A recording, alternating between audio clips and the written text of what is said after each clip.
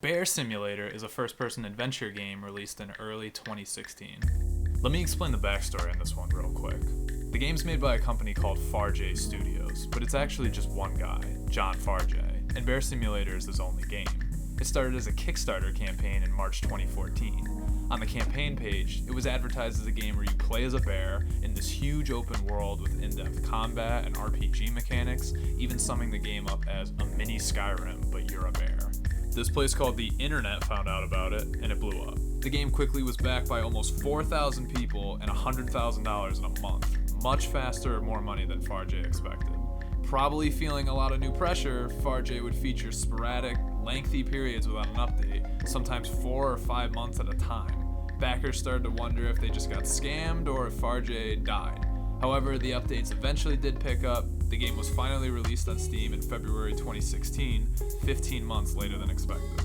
3 days after the game's release, popular YouTuber PewDiePie, or I should say the most popular YouTuber in the world, made a video of himself playing it, and basically trashed the fuck out of it. Naturally, this created backlash, and Farjay would announce shortly after in response that he was done patching the game and making games altogether. A lot of media outlets picked up on the story and basically responded with, "Hey, you made $100,000 on a Kickstarter project, maybe you should stop acting like a weeping willow." And Farjay was like, "Yeah, you're right," and started updating the game again. And that's the story of Bear Simulator. So let's dive into the combat system first, because for something so hyped up, it's pretty tough to ignore. So here it is.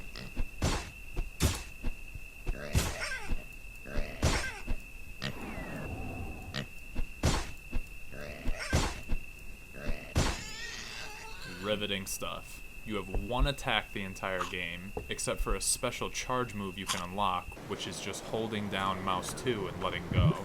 It's pretty mindless stuff. There's foxes, goats, alligators, birds, and more.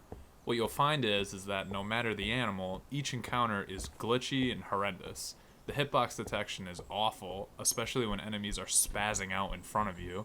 It's almost impossible to attack rabbits when they're running away, so you have to corner them up against a hill. Once you get past some of the more glaring stuff, Bear Simulator actually rests on a solid foundation. The game is all about exploration, and it works because the areas you discover are fun to explore. You'll find it has a pretty impressive size to it, and it's evident a lot of time went into detailing as much as possible. Pretty thorough for one person. You start the game in your den, and the first level is the surrounding forest. You'll start to find items in the world that you can eat to increase your stats, like bugs and mushrooms. Some of the stats are pretty meaningless, like being able to walk or swim faster, but just like real life, the most important stat is intelligence. Each bug or mushroom requires a certain amount of intelligence to eat it, because that makes complete sense for a bear. It's supposed to control the pacing of the game and restrict certain areas at certain times, but this backfires. When I discovered the second area, the lake, I was amazed I was too much of a dumbass to eat any of the food. I had to go back and meticulously survey the entire first level to hit the threshold for my intelligence stat. Sooner or later, you start to realize Bear Simulator is just this, searching every nook and cranny for things to eat or just something new to happen. That's really the only point. In the beginning, a piece of paper in your den tells you that there's a mystery. You'll start to find these sanctuaries in each level that act as the main storyline, but they don't really do anything, and it's not rewarding or a story that keeps you going. It feels kind of unfinished. I actually didn't even find all the sanctuaries because one of them is extremely hidden. I ended up looking up online what happens when you find all of them, and I'm not gonna spoil it, but it doesn't look like I missed much. Another gigantic problem this game has is that it doesn't have a map or navigation system. This means it becomes a real fucking pain finding something you can't eat and having to make a mental note of where you found it. This is especially problematic considering the size of some levels and how much of a process it is to return to some parts.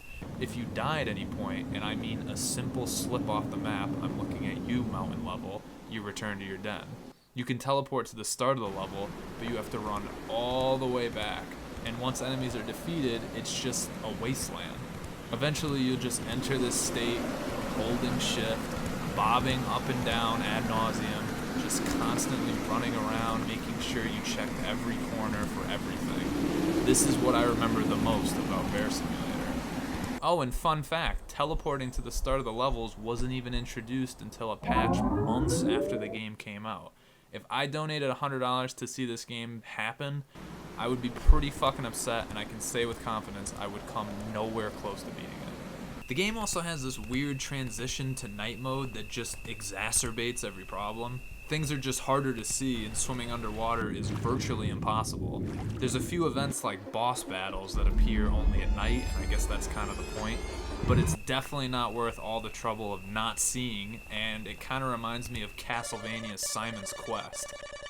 I really did want to like this game. I fucking love bears. I like open world first persons, and the RPG aspect, while thin in content, does work, and it keeps me motivated to keep leveling my stats, but there's just not enough cohesive experience in between these moments to say that it's worth a purchase.